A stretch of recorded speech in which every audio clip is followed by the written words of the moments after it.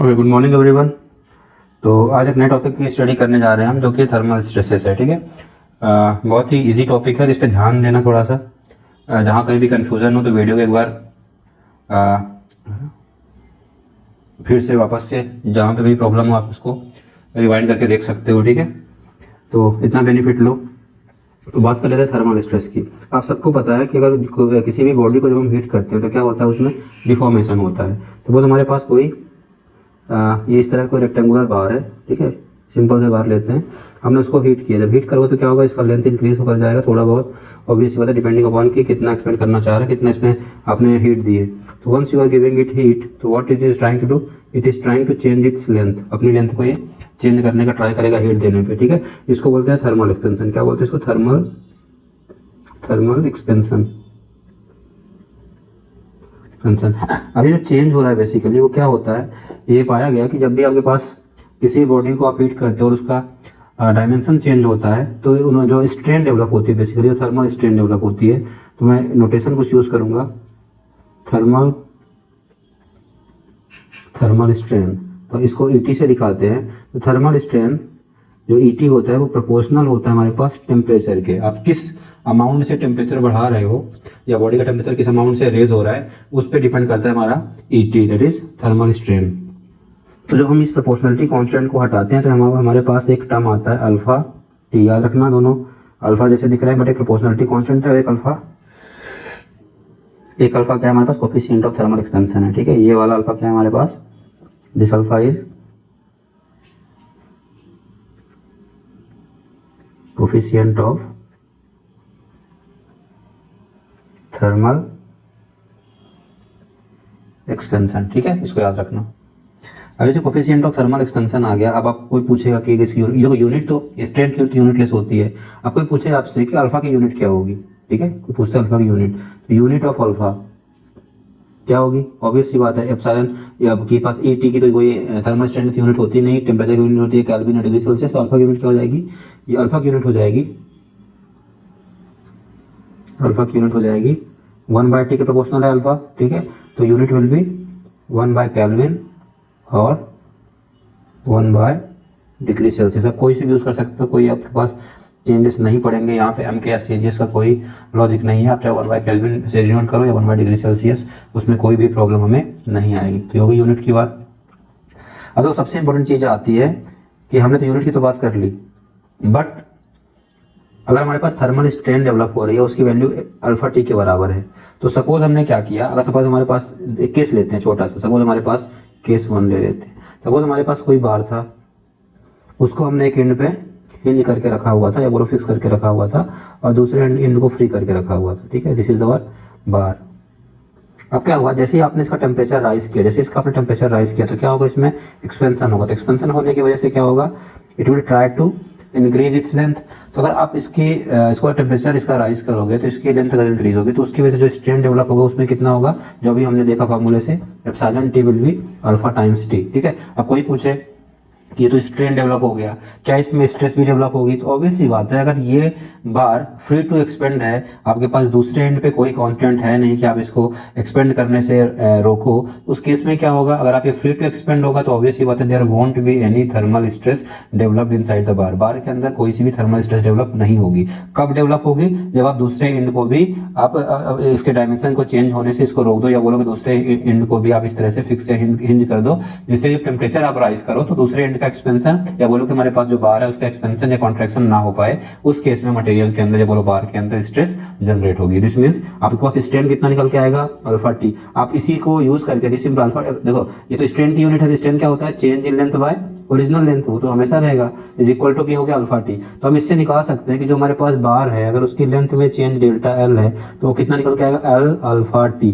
ठीक है, याद रखना ये थर्मल स्ट्रेन के टर्म्स में सारी चीजें आ रही हैं। दिस इज वेरी इंपॉर्टेंट, इस फॉर्मूले को याद रखना कि हमारे पास जो बार की लेंथ में चेंज आएगा, अगर हमारे पास हमने उसको हीट किया है तो कितना आएगा, L times alpha into T. ठीक है, इसको याद रखना, ये डेल्टा एल आ गया। और अगर हम बात कर लेते हैं स्ट्रेस की, तो ऑब्वियस ही बात है, the bar is free to expand, this means there won't be any stress generated because the bar is free to expand, yes और नो, फ्री टू एक्सपेंड। और अब देखो ये तो फ्री टू एक्सपेंड था, अब दूसरा यहाँ पे आप लिख सकते हो वैसे, bar is free to expand, case 1 bar is free to expand, ठीक है, पहला केस हो गया हमारे पास। अब दूसरे केस में क्या बात करें, दूसरे केस में हम बात कर लेते हैं bar is constant, bar is constant at both the indexes. क्या बोल सकते हैं, bar is not free to expand, bar is not free to expand. आपको जिस वे में समझ में आए आप उस तरह से याद रखो इसको, बट आपको ये याद रहना चाहिए। अब जब बार क्या है, कंस्ट्रेंट है बोथ एंड्स पे, या बोलो कि फ्री नहीं है एक्सपेंड होने के लिए, इसमें तब कैसा हमारा बार दिखेगा, आपको इस तरह से दिखेगा, सेम बार रहेगा। हमने इस एंड पे तो फिक्स किया ही था उसको, हम इसको दूसरे एंड पे भी फिक्स कर देंगे। तो इसकी जो लेंथ थी इनिशियल वो सपोज एल थी। आप क्या करोगे, जब आप इसका टेम्परेचर राइज करोगे तो क्या होगा, टेम्परेचर राइज करोगे तो डेल्टा एल कितना होगा, 0। अब चेंज लेंथ नहीं हो, बिकॉज हमारे पास क्या है, दोनों एंड पे हमारे पास सपोर्टेड है वो, और ये सपोर्ट्स क्या कर रहे हैं, फिक्स हैं, ये मूवेबल नहीं है। दैट्स व्हाई हमारे पास जो बार आएगा उसकी लेंथ या में इंक्रीमेंट या डिक्रीमेंट नहीं होगा, टेम्परेचर इंक्रीज या डिक्रीज करोगे आप, ठीक है। उस केस में क्या होगा, उस केस में हमारे पास मटेरियल में थर्मल स्ट्रेस जनरेट होगी। इसमें क्या होगा, thermal stress will be generated inside the bar, ठीक है। अगर थर्मल स्ट्रेस जनरेट होगी जब भी हमारे पास इस केस में होगा, उस केस में हमें क्या निकालना पड़ेगा, हमें डेल्टा एल नहीं निकालना पड़ेगा, हमें क्या निकालना पड़ेगा, सिग्मा या बोलो कि स्ट्रेस की वैल्यू निकालना पड़ेगा, ठीक है। तो अगर हम थर्मल स्ट्रेस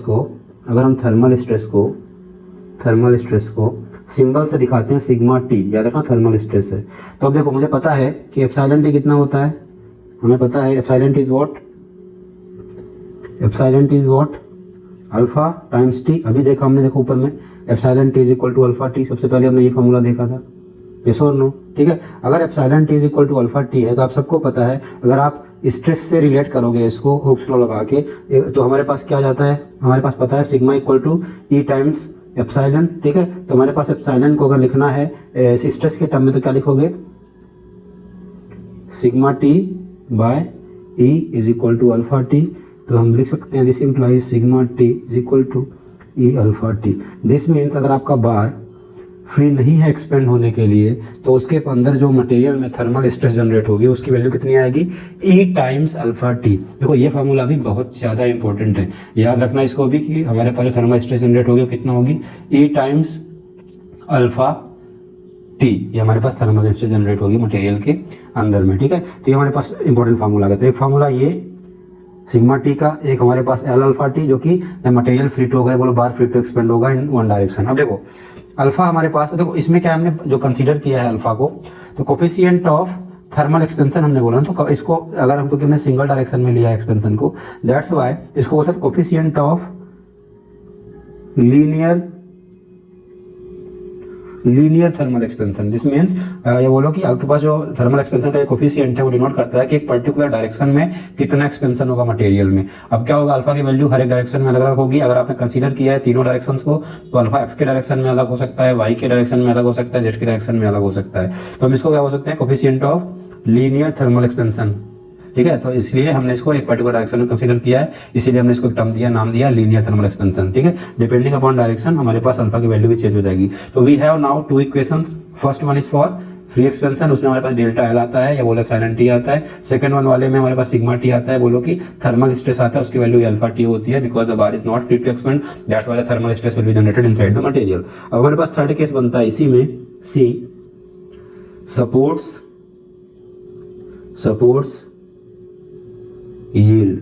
अब क्या होगा, सपोज हमारे पास क्या हुआ, कुछ इस तरह से हुआ कि सपोर्ट्स की स्ट्रेंथ इतनी स्ट्रांग नहीं थी, तो क्या हुआ, सपोर्ट्स में सपोर्ट की यील्डिंग हो गई। बार तो चलो ठीक है ये ऐसा रहा। अब हमने जैसे थर्मल एक्सपेंशन, हम ये बोलो कि आपने इसका टेम्परेचर राइज किया, इसकी इनिशियल लेंथ एल थी, तो क्या हो गया, बार ने इतना फोर्स लगाया वॉल्स पे कि हमारे पास सपोर्ट्स थे वही मूव कर गए। इस मीन्स अगर हमारे पास सपोर्ट पहले यहाँ था, अब सपोर्ट कितना आ गया, because of increase in temperature, तो यहाँ ए अमाउंट से हमारे पास सपोर्ट मूव कर गया। अगर आप सपोर्ट ए अमाउंट से मूव करेगा तो हमारे पास, अगर मैं ये बोलूँ कि जो स्ट्रेस पहले डेल्टा एल लेंथ चेंज होने की वजह से इंक्रीज होनी थी, अब वो किस वजह से होगी, डेल्टा एल माइनस ए लेंथ इंक्रीज होने की वजह से होगी, बिकॉज ऑब्वियसली बात है सपोर्ट आपका यील्ड कर जाएगा तो मटेरियल में एक्सपेंशन थोड़ा बहुत हो ही जाएगा, और जितना भी एक्सपेंशन मटेरियल में हो जाएगा उसके अकाउंट में जितनी भी स्ट्रेस जनरेट होनी थी अब वो नहीं होगी। अगर वो स्ट्रेस जनरेट नहीं होगी दिस मीन्स अब हमारे पास जो स्ट्रेस का जनरेशन है बार के अंदर वो थोड़ा सा कम होगा। और कितना कम होगा उसको देखो कैसे फॉर्मूलेशन निकाल सकते हैं इजिली हमें पता है क्या होता है, हमें पता है कि जो स्ट्रेस जनरेट होता है हमारे पास मटेरियल में क्या होता है वो sigma t is equal to E times alpha T, yes और no. E times alpha t सबको पता है। अभी जो ई टाइम्स अल्फा टी हमारे पास स्ट्रेस जनरेट हुई, अगर हम इसको क्योंकि मेरे को डेल्टा के टर्म्स में सारी चीजें एक्सप्रेस करनी है, ठीक है, तो हमें क्या करना पड़ेगा डिफॉर्मेशन, डिफॉर्मेशन यहाँ पे हो गया है तो डिफॉर्मेशन के टर्म्स में चीजों को लेके आनी पड़ेगी। तो डिफॉर्मेशन के टर्म्स में लेके आते हैं यूजुअली तो स्ट्रेस ये होती है, लेकिन हमें पता है अगर हम यहाँ पे इसको स्ट्रेन के टर्म्स में एक्सप्रेस करें तो स्ट्रेन के टर्म्स में एक्सप्रेस करने के लिए वापस से सेम फॉर्मूला जो पुराना वाला था, क्या होता है हमारे पास पुराने वाला stress equal to E times alpha T, yes और no, is equal to E alpha T. ये तो सेम हो गया हमारे पास, ये आ गया, सॉरी यहाँ पे ई एप्सिलॉन है ना, ई एप्सिलॉन टी। अब देखो इस एप्सिलॉन टी को मैं क्या करूंगा डेल्टा एल बाय एल के फॉर्म में लिखूंगा। तो जब आप इसको डेल्टा एल बाय एल के फॉर्म में लिखोगे तो ऑब्वियस ही बात है आपने सिग्मा टी को एप्सिलॉन टी में कन्वर्ट कर रहे हो, तो यहाँ पे जो एप्सिलॉन टी होगा जो चेंज इन लेंथ होगा वो कौन सा डेल्टा एल वाला आएगा या डेल्टा एल माइनस ए वाला आएगा, डेल्टा एल माइनस ए वाला आएगा, बिकॉज अभी जो स्ट्रेस जनरेट हुई है वो डेल्टा एल लेंथ ना चेंज होने की वजह से नहीं हुई है, जो हुई है डेल्टा एल माइनस ए लेंथ ना चेंज होने की वजह से हुई है। दैट्स वाई अब यहाँ पे जो टर्म आएगा स्ट्रेन के लिए delta L by L is equal to E alpha t. तो अगर आपने इसको थोड़ा सा मॉडिफाई करना है तो हमारे पास क्या फॉर्मूला निकल के आ जाएगा, इसको चेंज करते हैं delta L minus A divide by L is equal to आ जाएगा हमारे पास alpha T. This means okay E delta L minus A okay. अभी क्या करना है सिग्मा निकालना है, इसलिए ई को कैंसिल आउट नहीं करते हैं, इसको हटा देते हैं, ई को कैंसिल आउट नहीं करके हम इक्वेट कर देते हैं, ठीक है। तो ई डेल्टा एल माइनस ए अब क्या है डेल्टा एल, अगर हम अब यहाँ पे सारी चीजें थर्मल स्ट्रेस की बात हो रही है तो जो डेल्टा एल भी आएगा वो किसकी वजह से होगा, जो एक्चुअल थर्मल स्ट्रेस की वजह से डिफॉर्मेशन होता है। वो कितना होता है हमें पता है, डेल्टा एल कितना आता है, डेल्टा एल देखो मैंने ऊपर निकाला था that was L alpha T, yes और नो। तो एल अल्फा टी या आप अगर देखो लिखना है तो आप लिख सकते हो, उसको हमने किस सिंबल से लिखा था, डेल्टा एल ही लिखा था, कोई बात नहीं। तो एल अल्फा टी लिखा था minus A divided by L, ठीक है। और इधर जो ई अल्फा टी है इसको हम सिग्मा टी से ही डिनोट कर देते हैं, बिकॉज हमें उसमें कोई चेंज नहीं करना है, ठीक है। ध्यान देते रहना, हमने सिग्मा टी ही निकालना, that's why we didn't do any other changes. तो हमारे पास देखो क्या निकल के आ गया, sigma T comes out to be L alpha T minus A क्या है yielding in the supports into E by L. याद रखना हमारे पास ये फॉर्मूला भी बहुत ज्यादा इंपॉर्टेंट है सिग्मा टी का, this is again important, L alpha t minus a by into L alpha t minus a into E by L। तो ये हमारे पास सिग्मा टी का फार्मूला आ गया, ठीक है। तो हमारे पास तीन ही केस बनते हैं वैसे, ए बी सी, जो हमने बताया कि एक बार फ्री टू एक्सपेंड इसमें कोई स्ट्रेस जनरेट नहीं होती, बी कांस्टेंट तो उसमें कितनी स्ट्रेस जनरेट होती है ई अल्फा टी, उसका जो सपोर्ट यील्ड करता है तो हमारे पास क्या चेंजेस आते हैं, तो उसके रिगार्डिंग हमारे पास देखो सेम फार्मूला है वैसे तो सिग्मा टी इक्वल टू, अगर आप थोड़ा सा चेंज करो क्या आ जाएगा, देखो थोड़ा सा इसको मॉडिफाई करते हैं जिससे कि कंपेरिजन करने में आपको आसानी हो। कुछ नहीं होता, सिग्मा टी जो कि जब सपोर्ट यील्ड नहीं करता तो उस टाइम पे इसको अंदर मल्टीप्लाई कर दो, क्या आ जाएगा ई अल्फा टी आएगा, यस और नो, ई अल्फा टी आ गया, अंदर मल्टीप्लाई किया तो minus A E by L, ठीक है। अब इसमें क्या हुआ चेंजेस, दिस मीन जो स्ट्रेस जनरेट हुई, मैंने बोला ना थोड़ा कम जनरेट होगी, तो बस वही कम आपको यहाँ पे दिख रहा है। एक्चुअल में कितनी होती ई अल्फा टी, ठीक है, एक्चुअल में कितनी होती ई अल्फा टी होनी थी, लेकिन सपोर्ट यील्ड कर गया, दैट्स व्हाई उतनी अमाउंट ऑफ स्ट्रेस जो कि जनरेट होनी थी वो नहीं होगी, तो उसको हमें माइनस करना पड़ेगा। तो देखो ए बाय एल क्या होता है हमारे पास, ए क्या है डिफॉर्मेशन, एल क्या है हमारे पास जो एक्चुअल लेंथ थी, तो ये क्या एक तरह से दिखा रहा है आपका स्ट्रेन दिखा रहा है ना, तो strain into is what sigma, that's why उतनी अमाउंट ऑफ स्ट्रेस आपको माइनस करनी पड़ेगी बिकॉज ऑफ दैट डिफॉर्मेशन। तो हमने इसको माइनस कर दिया तो हमारे पास नेट स्ट्रेस जो कि मटेरियल में जनरेट हुई वो आ गई, ठीक है। तो ये तो आप इसको याद रख लो, या तो आपको याद रखना तो ये भी याद रख सकते हो, ये भी तरीका सही है याद रखने का, ठीक है। दोनों में से आपके ऊपर आप कौन सा याद रखते हो। अब ठीक है, अब इसके बाद हम थोड़ा सा बात कर लेते हैं कि इसको अप्लाई कैसे करते हैं, ठीक है। जितने भी हमने अभी तक प्रीवियस में लेक्चर्स में कुछ हमने पॉसिबल केसेस किए हैं कि हमारे पास जब लोड लगता है तो डिफॉर्मेशन कैसे कैसे होते हैं मटेरियल में, तो उनका यूज करके हम कैसे थर्मल स्ट्रेस से रिलेट करते हैं उस चीज को थोड़ा सा देख लेते हैं, ठीक है। तो अगला टॉपिक होगा thermal stresses in the bar of tapering section. देखो एक को समझ जाओ, बाकी सब में वही करना है, ठीक है। एक को इसलिए समझाऊंगा मैं जिससे कि आपको ये चीज़ें कभी भी प्रॉब्लम क्रिएट ना करने दें। अब देखो इसको आराम से समझो थोड़ा सा, ठीक है। तो टेपरिंग सेक्शन का सपोज हमारे पास कुछ इस तरह का टेपरिंग सेक्शन जो कि हमने पहले कर लिया लेक्चर में, this is a kind of tapering section approximate, ठीक है। ऑब्वियसली बात, इसकी लेंथ एल थी, डायमीटर D1 था इस साइड, और इस साइड डायमीटर कितना था D2, this was D1 and D2, ठीक है। अब क्या है, हमें पता है कि अगर आपने इस बार को जो कि टेपर्ड सेक्शन का है, टेपर्ड क्रॉस सेक्शन का है, या बोलो कि जिसका डायमीटर चेंज हो रहा है, इसको अगर आपने हीट किया, सपोज आपने इसका टेम्परेचर राइज किया, ठीक है। जैसे ही आपने इसका टेम्परेचर राइज किया, तो द मोमेंट आप इसका टेम्परेचर राइज करते हो तो क्या होगा, इसमें ऑब्वियस सी बात है, अगर फ्लूइड टू एक्सपेंड है तो इसमें एक्सपेंशन होगा, और अगर वो एक्सपेंशन होना है तो एक्सपेंशन कितना होता है अभी हमने कैलकुलेट किया, तो एक्सपेंशन जो कि थर्मल एक्सपेंशन होगा, डेल्टा एल बोलो, डेल्टा थर्मल एक्सपेंशन बोलो, कितनी उसकी वैल्यू कितनी आती है, एल अल्फा टी, आपको पता है एल अल्फा टी। अब ये कब होता, ये तब होता जब आपने इसको फ्लूइड टू एक्सपेंड करके रखा है और इसको हीट कर रहे हो, या बोलो इसका टेम्परेचर इंक्रीज कर रहे हो, तो इतना हमारे पास इसकी लेंथ में इंक्रीमेंट होना चाहिए थर्मल स्ट्रेन की वजह से। This is the increase in the length. अब क्या किया मैंने क्या किया, चलो इतना इसमें लेंथ में इंक्रीज होना, अगर ये फ्लूइड टू एक्सपेंड है, मैं इसको फ्लूइड टू एक्सपेंड नहीं होने दूंगा। मैंने क्या किया, यहाँ पे दोनों साइड में सपोर्ट्स लगा दिए, इधर भी और इधर भी। अब क्या होगा, अब ये होगा कि जो bar because of the heating expand होना था जिसको, अब बिकॉज ऑफ द सपोर्ट्स वो एक्सपेंड नहीं हो पाएगा।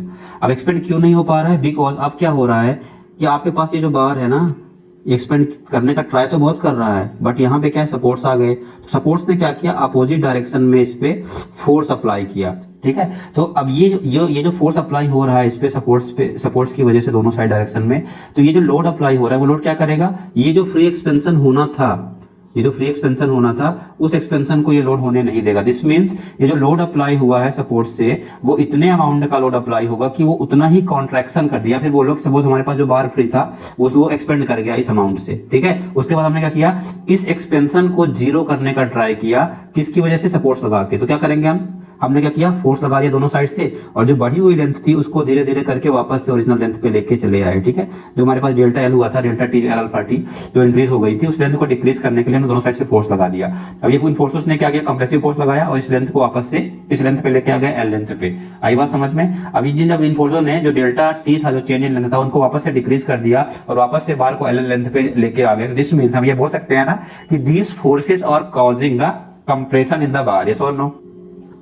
अब जैसे ये फोर्स कंप्रेशन करेंगे तो ऑब्वियस सी बात है, इस जो दोनों एंड पे जो लोड लगे उनको कितना कंप्रेशन करना पड़ेगा, उनको डेल्टा टी अमाउंट से कंप्रेशन करना पड़ेगा, ठीक है। तो क्या मैं बोल सकता हूं कि जो चेंज इन लेंथ है because of this applied load, वो कितना होना पड़ेगा, चेंज इन लेंथ, या बोलो कि माइनस डायरेक्शन में किसके बराबर होना पड़ेगा, डेल्टा टी के बराबर होना पड़ेगा। जब तक ये दोनों बराबर नहीं है, किसकी वजह से होगा, because of the load P load की वजह से जो चेंज इन लेंथ हुआ, किसके बराबर होना पड़ेगा, डेल्टा टी।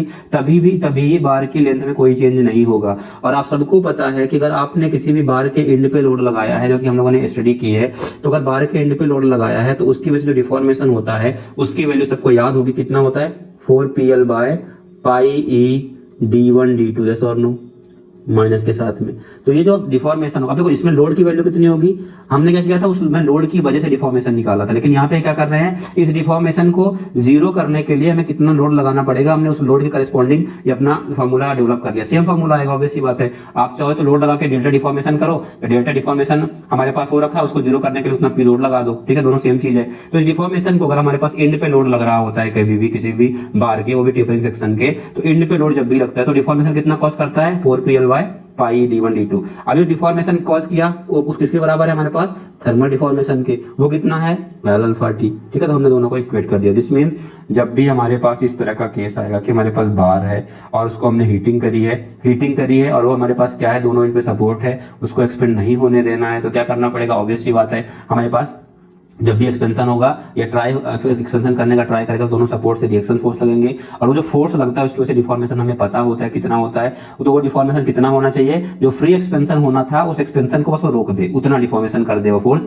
बस उससे ज्यादा नहीं। जब फोर्स ने उतना डिफॉर्मेशन रोक दिया तो उसकी वैल्यू हमारे पास किसके बराबर हो गई, थर्मल एक्सपेंशन में जो डिफॉर्मेशन होना था। तो दोनों को हमने इक्वेट कर दिया, जो भी वैल्यू हमारे पास यहाँ पे आएगी that will be the value of thermal stress. Clear.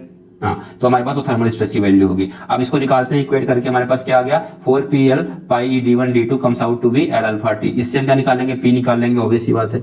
P निकाल लो कितना आ रहा है, देखो माइनस साइन को मैंने लगा दिया है, बट हम माइनस साइन को इग्नोर भी कर सकते हैं, उसका कोई रिलेवेंस इतना नहीं है, ठीक है। तो अब हम इसको क्या करेंगे, थोड़ा सा चेंज करेंगे और हम देखेंगे कि हमारे पास इस मैक्सिमम स्ट्रेस निकाल के कितनी आ रही है, ठीक है। सो L अल्फा टी हमारे पास ये आ गया, ओके।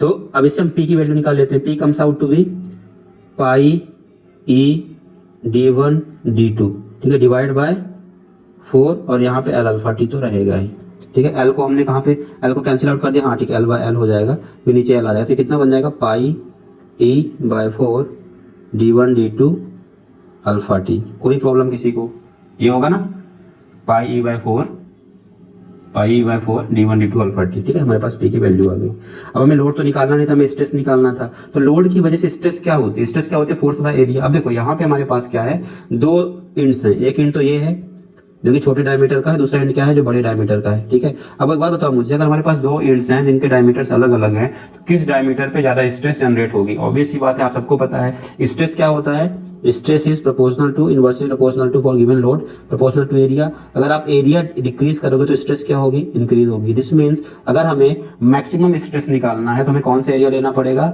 हमें लेना पड़ेगा मिनिमम एरिया। तो हम मिनिमम एरिया में से कौन से एरिया को लेंगे, जो D1 इंड वाला है, बिकॉज इसी का तो एरिया मिनिमम है, D2 वाले का तो एरिया ज्यादा होगा, इसीलिए हम D1 इंड को लेंगे, क्योंकि हमें मैक्सिमम स्ट्रेस निकालनी होगी। अगर मिनिमम निकालनी होगी तो हम क्या लेंगे, D2 इंड को, लेकिन हमें यूजुअली मैक्सिमम स्ट्रेस ही निकालनी होती है। दैट्स व्हाई अगर कोई बोले कि आपको स्ट्रेस निकालना है तो मैं बोल सकता हूँ P bye pi by 4 D1 square, ठीक है, यही होगा ना। अगर हमारे लोड निकल गया तो P bye pi by 4 D1 square क्या होगा, सिग्मा मैक्स, यस और नो।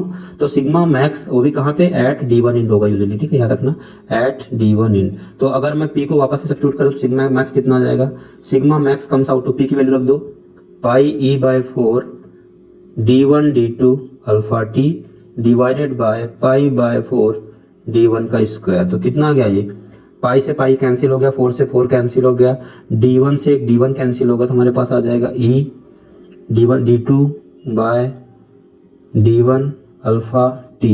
4 से 4 कैंसिल हो गया, ठीक है। तो हमारे पास क्या E alpha T D2 by D1 आएगा, यस। इसको थोड़ा सा अरेंज कर लेते हैं, sigma max comes out to be E alpha t, क्योंकि ये टर्म देखो देखा देखा सा लग रहा है ना, इसीलिए हमने इसको इस तरह से अरेंज किया।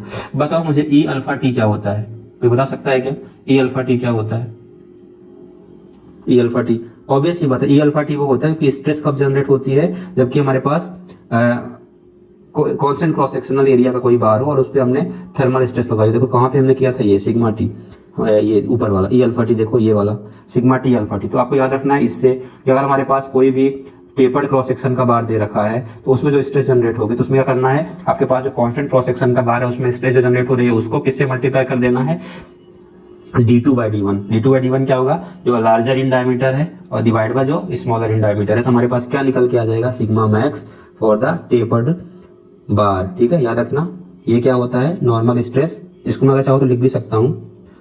E अल्फा टी क्या है, thermal stress in normal bar, ठीक है, इनटू D2 है, into larger dia divide by smaller dia, ठीक है, याद रखने के लिए है और कुछ नहीं, आपको याद तो रखना ही पड़ेगा किसी न किसी तरीके से, इनटू स्मॉलर डाया। तो ये हमारे पास सिग्मा मैक्स निकल के आ गया in case of a tapering bar. I hope this thing is very clear to everyone, इसको बस याद रखना, ठीक है, ओके। अब देखो इसी में एक केस बनता है, कभी कभी क्या दे देता है कि नहीं आपका जो सपोर्ट है थोड़ा सा यील्ड कर, देखो ये यील्डिंग का सपोर्ट का ना कई बार आता है रहता है, इसलिए उसको थोड़ा सा डिस्कस कर लेते हैं। सपोज अगर बोला था कि सपोर्ट यील्ड करता है इसी में, ठीक है, सपोर्ट यील्ड्स बाय अमाउंट ए अमाउंट से सपोर्ट यील्ड करेंगे। अगर सपोर्ट यील्ड अमाउंट से ए अमाउंट से यील्ड करें तो ऑब्वियस बात है कहाँ पे चेंजेस आएंगे, यहाँ पे चेंजेस आएंगे। जो हमने क्या स्टार्टिंग में क्या किया था, delta P because of the load is equal to delta thermal stress किया था ना, तो बस हमें कुछ नहीं करना है, यहाँ पे हल्का सा चेंज कर देना है। थर्मल स्ट्रेस की वजह से जो डिफॉर्मेशन था वो टोटल डिफॉर्मेशन कितना हो जाएगा, डेल्टा टी माइनस ए। तो यहाँ पे क्या कर देंगे हम, इक्वेट करना वही सेम चीज रहेगा, delta because of thermal stress minus yielding at the support comes out to be delta because of the P, ठीक है, साइन अभी नहीं ले रहे हैं तो हमारे पास ये हो जाएगा। तो ये क्या हो जाएगा, डेल्टा थर्मल स्ट्रेस क्या होती है एक्चुअल में, एल अल्फा टी, ऑब्वियसली बात है, अभी तक याद हो गया होगा, minus A comes out to be delta because of the load, वो कितना होता है 4PL by pi E d1 d2, yes और नो, ठीक है। L alpha T minus equal to 4PL। अब इसी से आप निकाल सकते हो वापस से पी की वैल्यू कितनी आ रही है, and then you can calculate the stress. P अब कितना आ जाएगा, देखो पी कितना आ जाएगा हमारे पास, इसको अरेंज कर लेते हैं, पाई E by 4, pi E by 4 इधर जाके हो गया d1 d2, d1 d2, ठीक है, पाई d1 d2 पर चला गया, 4 नीचे आ गया, और हाँ एल यहाँ पे कैंसिल नहीं होगा, ध्यान में रखना। तो यहाँ पे क्या आ जाएगा, L alpha T minus A divided by L, yes और नो, ये हमारे पास लोड आ गया। बाकी आप स्ट्रेस आपको पता है कैसे निकालते हैं, सिग्मा मैक्स निकालना है, सिग्मा मैक्स निकाल लो, P by pi by 4, obviously बता d1 स्क्वायर होगा कि मैक्सिमम निकाल रहे हो, देखो क्या कैंसिल आउट होगा फिर से, तो सेम फार्मूला आ जाएगा, बस यहाँ पे ये सारी चीज़ें एज इट इज रहेंगी, ठीक है। तो पाई से पाई कैंसिल हो जाएगा, तो हम क्या ले सकते हैं पी की जगह पे, चलो पहले इसको लिख देते हैं, फिर देखते हैं क्या क्या कैंसिल होता है, पाई d1 d2 L alpha T minus A divide by L, और यहाँ पे क्या आ जाएगा पाई बाय 4 d1 स्क्वायर, यस और नो, ठीक है, मल्टीप्लाइड समझ लो, क्या आ गया, ये पाई से पाई कैंसिल हो जाएगा तो ई, यस और नो, ई आ गया हमारे पास, ओके पाई बाय 4 था ना, तो यहाँ पे पाई ई बाय 4 कर देते हैं, हाँ तो 4 से 4 भी कैंसिल आउट हो गया, पाई से पाई कैंसिल हो गया, ठीक है। और तो हमारे पास क्या बचेगा ई, उसके बाद d1 से d1 कैंसिल हो गया, तो E d2 by d1 into L alpha T minus A divided by L is equal to sigma max, ठीक है। तो इसमें कुछ खास फॉर्मूला हमें पास निकल के नहीं आया, बट ठीक है, याद रखने के लिए आपको ये चीज़ याद रखनी है कि this is the sigma max, ठीक है। तो ये हमारे पास, अब देखो इस तरह से कोई सा भी क्वेश्चन आया किसी भी बार का है जिसमें सपोर्ट को यील्ड कर दे या कुछ और कर दे, ठीक है, तो आई होप कि वो सब आपको समझ में आ रहा है कैसे करना, बस आपको यील्डिंग हो तो कुछ इस तरह का फॉर्मूला लगा देना है, और बाकी क्वेश्चन कर लेनी है, यील्डिंग नहीं हो रही है तो किस तरह का फॉर्मूला लगाना है, this formula you have to apply, ठीक है। और आपके पास बाकी क्वेश्चन कर लेनी है, किसी तरह का बार हो, जिस तरह के बार्स की स्टडी हमने की है यूजुअली उन्हीं तरह के में प्रॉब्लम्स में आती हैं, तो आपको इतना करके रखना है, ठीक है। अब देखो इसमें एक टॉपिक बचा हुआ है, वो है क्या, टेम्परेचर स्ट्रेस इन कंपोजिट बार, तो उसको हम डिटेल में पढ़ेंगे नेक्स्ट लेक्चर में, थोड़ा छोटा होगा बट ठीक है, उस पर क्वेश्चन भी करेंगे, तो उस टॉपिक को स्टडी करने के बाद उस पर क्वेश्चन करेंगे। आज के लिए बस इतना ही करते हैं, तो एक बार रिवाइज कर लेते हैं हमने क्या क्या किया स्टार्टिंग से, ओके।